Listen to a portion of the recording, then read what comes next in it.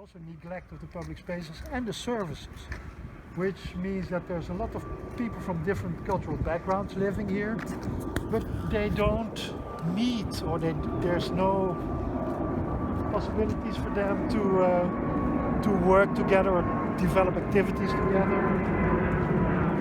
And we suggested to the housing corporation, who owns all the houses you see is from the Rothschild Housing Corporation, to start revitalizing the shopping street by giving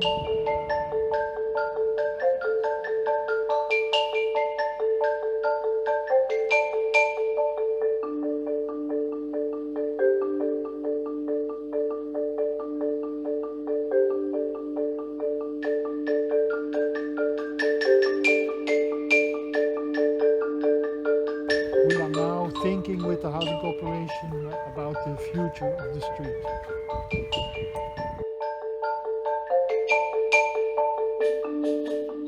Vom Ehrgeiz gepackt wollen wir uns nun nach erfolgreichen Projekten erkundigen, die sich der Förderung des gesellschaftlichen Zusammenhalts verschrieben haben und uns als Vorbild dienen könnten. In der niederländischen Hauptstadt Amsterdam stoßen wir auf reichlich Inspiration für die Stadtspaziergänge Neues Frankfurt.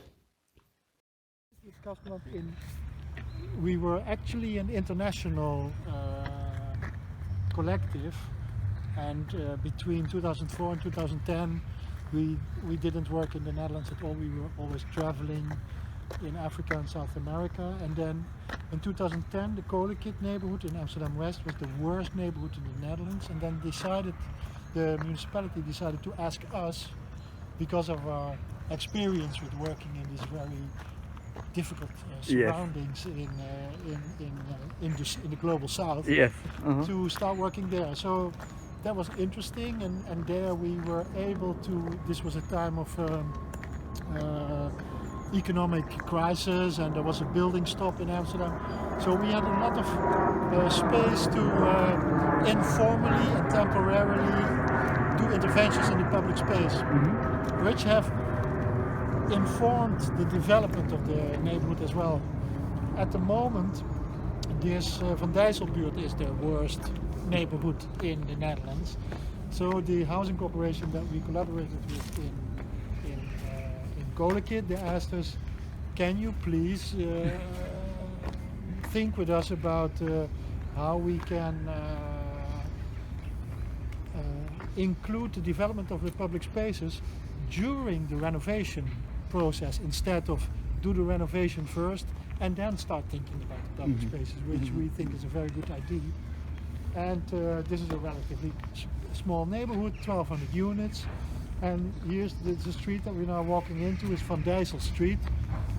It used to be a very vibrant shopping street. You have to imagine in the 50s and the 60s there was all these families living here with children. Everybody knew each other, everybody was taking care of each other's children.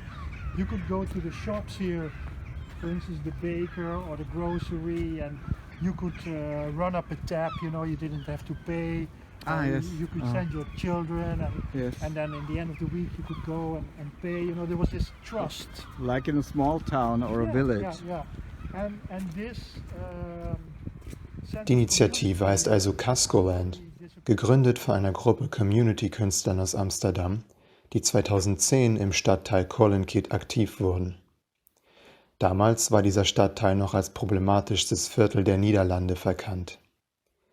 Roel Schoenmakers, einer der Gründer von Cascoland, nimmt uns freundlicherweise mit auf einen Rundgang durchs Viertel Van Dijssel, ein Stadtteil, der dieses Image inzwischen von Cascoland geerbt hat.